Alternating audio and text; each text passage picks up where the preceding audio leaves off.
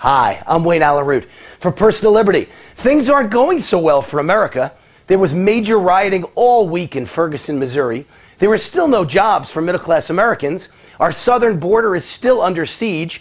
Obamacare is still a disaster. Our veterans are still dying at the hands of the incompetent VA. ISIS threatens to create a radical Muslim empire in the Middle East. And the world, from Israel to Ukraine to Syria to Iraq, is literally on fire.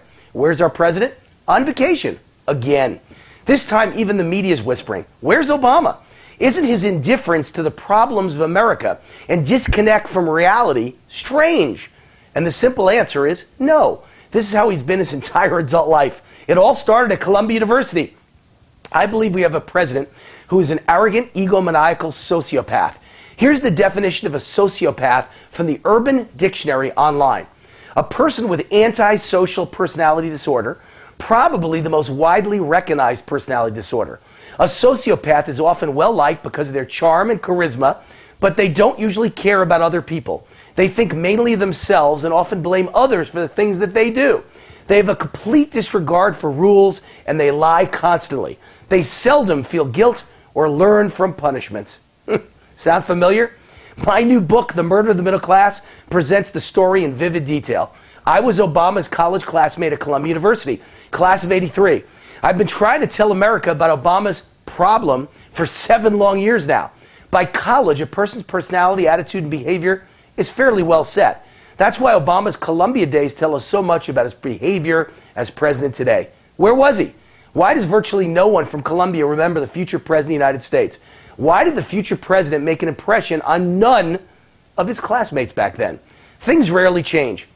30 years ago, my classmate Obama was rarely seen. 30 years later, he's rarely seen conducting the business of the presidency.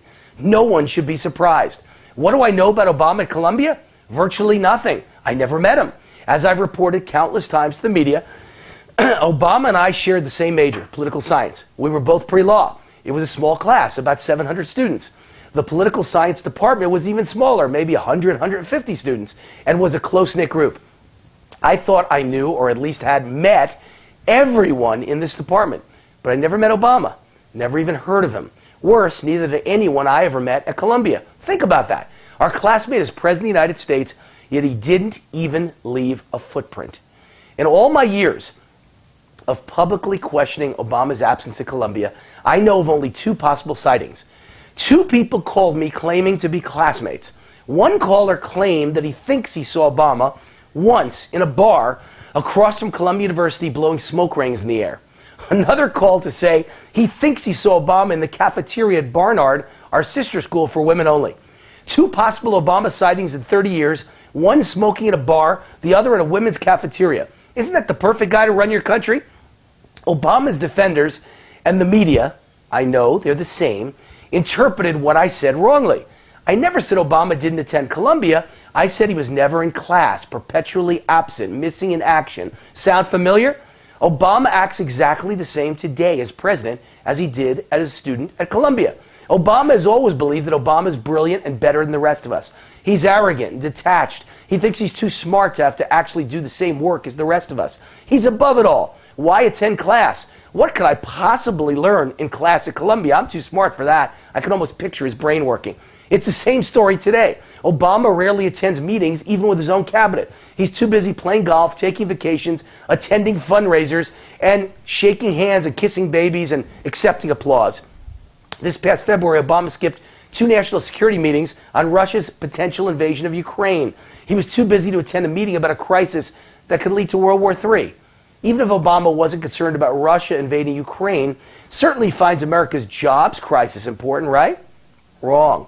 Obama never bothered to convene 1 meeting of his own jobs council in a full year, even with unemployment and underemployment at crisis levels.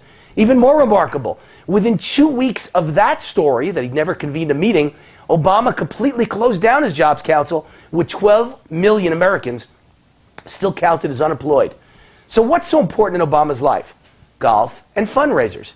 PolitiFact, the nonpartisan fact checker, confirmed our president golfed often and attended 106 fundraisers during just a 6-month period when he could find no time or interest to attend even 1 meeting of his own jobs council.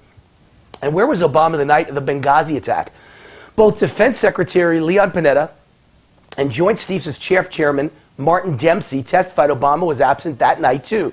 4 brave Americans died while Obama was absent.